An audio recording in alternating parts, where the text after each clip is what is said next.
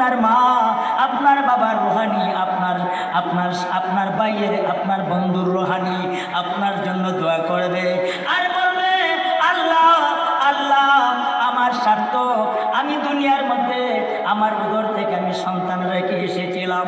বাবাই বলবে, আল্লাহ আমার পুত্র সন্তান, আমার পুতের ঘরের নাতিকে আমি রেখে এসেছিলাম, আজকে তারা বড় ihsan করেছে, বড় শান্তি দিয়েছে, বড় সহযোগিতা করেছে।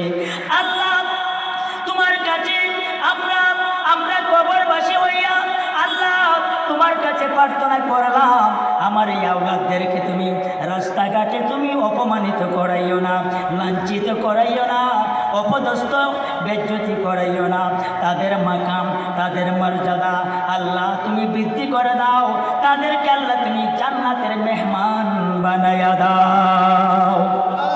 বড় করে বলেন আল্লাহু আকবার। করবেন তো? কারা কারা করবেন হাত তুলুন।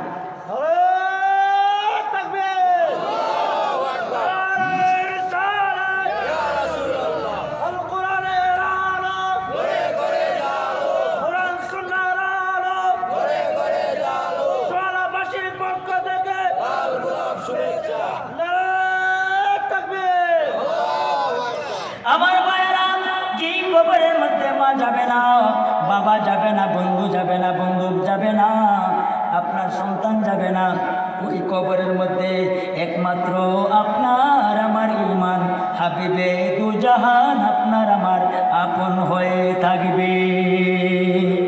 বড় করে বলেন আল্লাহু আকবার।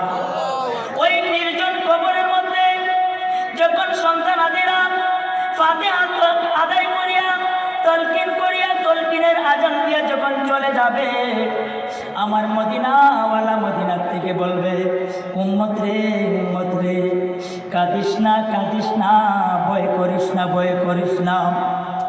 এরে উম্মত, তুমি ওই তাহিরপুর বাজারঘাট আজিমসান সুন্নি সম্মেলনে আমি মুস্তাফার প্রেম ভালোবাসা নিয়ে ইয়া রাসূলুল্লাহর লড়ি দিয়েছিলে, মুস্তাফা জানে রহমত পেলার লড়ি দিয়েছিলে, দুরুদের স্লোগান দিয়েছিলে, কোরআনের বয়ান শুনেছিলে, হাদিসের আলোচনা শুনেছিলে, আমি মুস্তাফার প্রেম ভালোবাসা নিয়ে চোখের পানি ছেড়ে দিয়েছিলে।